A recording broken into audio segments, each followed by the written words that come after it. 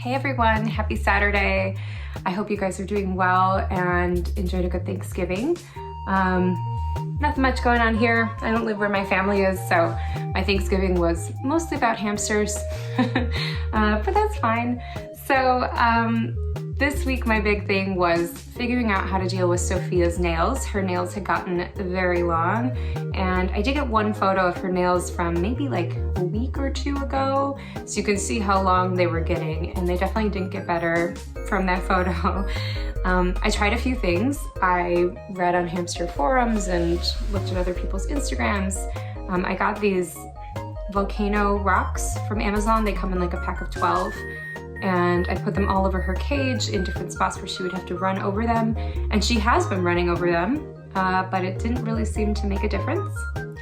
I bought more Repti Sand and I put more sand in her sand baths to try to encourage her to dig. That didn't really seem to encourage her to dig that much.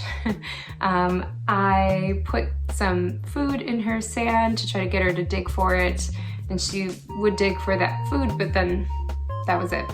I also bought her some coconut fiber, just this stuff. It's the Eco Earth loose coconut fiber. It comes in an enormous bag, and it's actually pretty cool. It's really light and kind of a nice additional substance. So I'm actually gonna put this one in Steven's cage when I don't wanna disturb him right now, but at some point in the future. So I put this in there. I also put food in this to try to get her to dig. Didn't really do that much.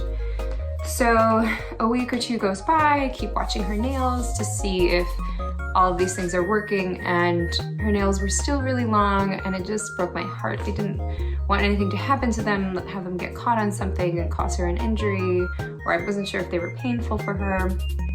So I did watch some videos about how to scruff a hamster and how people clip the hamster nails at home, and it seems like most people who did it at home had very like kind of slow hamsters, either a slow dwarf that just kind of was happy to sort of eat something with its hands out, or one of those robos that is just like a little blob that you just hold.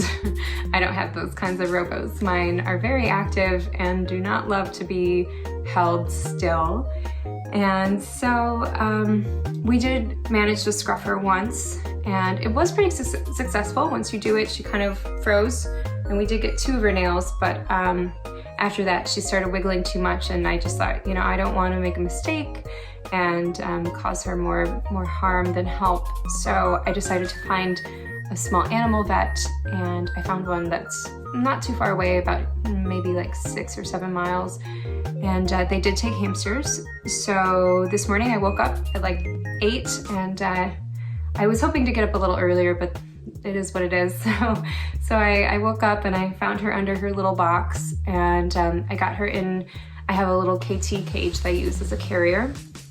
So I scooped her up and put her in that, and I brought her to the vet. And it was kind of weird because it's COVID-19 times, so I had to bring it to the door in the box. I had to call, and then they come out, they take her, and then you pay through the door. And I actually waited kind of a while. Maybe it was like a half hour, and I hope it maybe was a bit traumatic for her. Looking at the way the cage looked before I gave it to them and how it looks now. When I gave it to them, it was very neat and orderly, and when I got it back, there was like fluff everywhere, and her food bowl was at the bottom. So I do think it was probably a bit of a traumatic experience for her, unfortunately, but I'm hopeful that this helps her nails, and I'm hoping that in the future, now that we have these and other different digging boxes, I can get her to continue to dig so that I don't have to do this again. But at least if I do need to do it again, I know where the vet is, and you know, I can make it more of a routine, and hopefully it's like a little less scary for her. So yeah, so that's about it. So I have her back in her cage now, and she went right under her wine box and is probably hates me.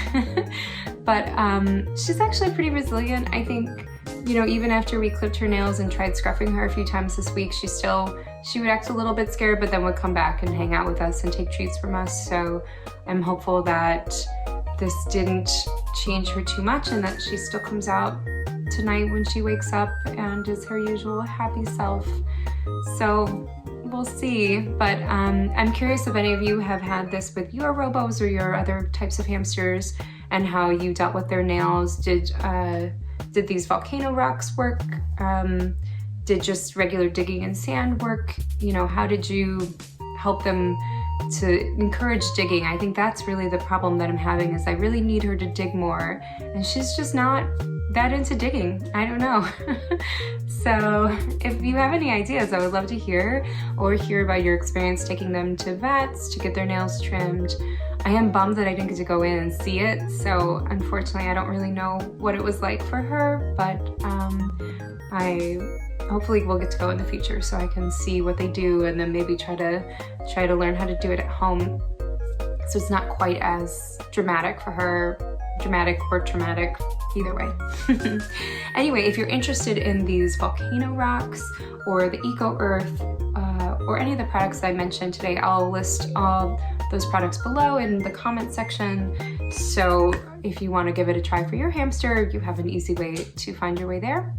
And I think that's everything I have to say about this week. That was the big thing. So, all right, well, I hope you had a wonderful Thanksgiving if you're in the United States, and a wonderful November if you're anywhere else, and look forward to seeing you guys next week. Okay, bye.